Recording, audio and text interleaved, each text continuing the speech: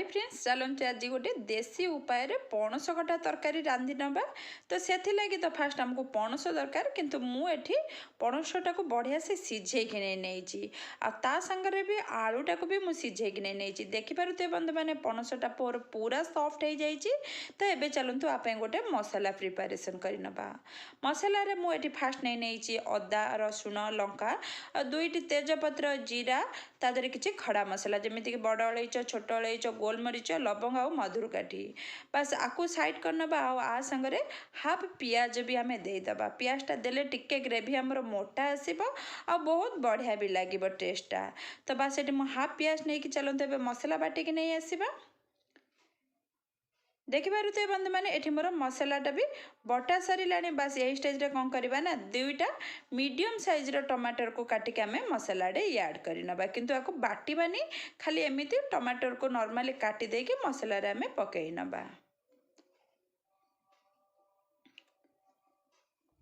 सबू गुड़ाक मोर टमाटर काटी सारा पर मसलार पकई देकी एबे साइड करनवा। आपर चलतु कढ़ई पाक जा। फास्ट कौन करवा ना कढ़ईटार आम 2 ରୁ 3 ଚାମଚ सोरिष तेल ऐड करनवा। सोरिष तेल ही पणस तरकारीटा बनइले ना बहुत बढ़िया लगी थाए। तो फास्ट आम ये सोरिष तेल ऐड करके सबुआड़ को एमती बुलेदेवा कारण आम सीझा पणस को सीझा आलू तो कढ़ई लगिज से लगी सबुआड़े आम तेलटा को बुले देकी आम आगे आलू छाड़ीदबा। आलू एकदम ऑप्शनल अच्छी बंधु मैंने चाहिए आपण मैंने खाली पणस भी रांधि पारे किंतु आलू टिके पकेले आउ टिके मजेदार लगी थाए तरकारी। बस ये मुझ सबू आलू गुड़ाक देकी हाई फ्लेम रे 2 मिनिट पर्यंत आम को भाजी नवा। बस 2 मिनिट हो गला परे ना बंधु मैंने से आलू देरे जो पणसटा को भी आम सिझेक रखी ना आम याड करनवा। बस आलू पणस देकी आउ 2 ରୁ 3 मिनिट पर्यंत भाजी नवा से हाई फ्लेम रे आ बिना घोड़े भाजवा कारण ये आमर पणसटा पूरा सॉफ्ट हो जाइए। जदि आपण मानकर टिके पणस टाण अच्छी तो आपण मैंने घोड़े करें। तो देखिपे बंधु मैंने मोर ये बढ़िया से कलर चेंज हो गला पणस भी लाल हो गला आलूटा भी लाल हो गला। बस ये स्टेज रे कौन करवा ना थोड़े भल भाव मिक्स करनवा आ मिक्स कर साइला परे आपको बाहर करनवा। बस देखिपे बंधु मैंने मु पूरा बाहर कर साइलिनी आधे से जो सेम तेल रे आउ गोटे चामच तेल ऐड करने की ताधर आम पियाज देदेबा।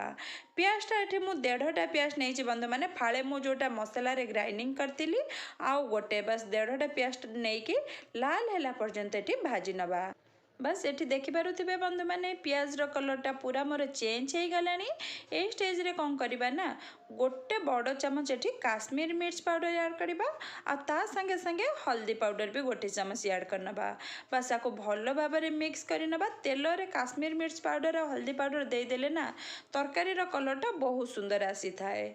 बस आपको थोड़े मिक्स करनवा। मिक्स कर साइला परे एठी आम टमाटरटा को ऐड करनवा जोटा आम मसला रे देकी रखी। बस टमाटरटा को देकी टिके एपट सेपट करके फिर आम मसलाटा को ऐड करनवा। मसलाटा को टिके समय कुक कर साइला परे 1 ରୁ 2 ଚାମଚ पानी भी ऐड करनवा। बस यही सब को देके आम फिर आपको भल भाव मिक्स करनवा। तापर टेस्ट अकॉर्डिंग ये आम लुण देदेबा। टमाटरटा भी बल जल्दी सॉफ्ट हो संगे संगे अकॉर्डिंग हिसाब से भी लुण हो तो तापर देदेबा गोटे चामच धनिया पाउडर ए सब को देकी ना भल से मिक्स करके मीडियम फ्लेम रे आको आम कुक करनवा जेपर्यंत आम मसला तेल न बाहरी आसूची। बस आपको घोड़े देके आम 5 मिनिट पर्यंत कुक कर चलते ए देखिनवा। तो देखिपे बंधु मैंने मसला हल्का तेल बाहर लगे ये स्टेज रे कौन करवा ना फिर ताको भल भाव मिक्स करनवा। आ मिक्स कर साइला परे एठी आम पणस आलूटा को जोटा को आम भाजिक रखी सेटा को ऐड करनवा। बस ये दुईटा को दे सारा पर फिर आपको बढ़िया से मिक्स करनवा। जदि बंधु मैंने वीडियोटा भल लगुच निश्चिंत चैनलटा को सब्सक्राइब करदे वीडियोटा को लाइक करदे आ कमेंट कर जनइबे आपण मानक मो रेसिपी केमिति लगुच। बस ये भल भाव मिक्स करिकी ना तापर ये आम पानी ऐड करनवा। पानी आपण मानक जो हिसाब रे ग्रेवी दरकार से हिसाब रे आपण माने पानी ऐड करि परिबे। बस मैं ये गोटे छोट ग्लास पानी ऐड करि नेछि फिर आपको भल भाव मिक्स करनवा। मिक्स करके ये ढांकुणी घोड़े आम 2 ରୁ 3 मिनिट कुक करने छाड़ीदबा।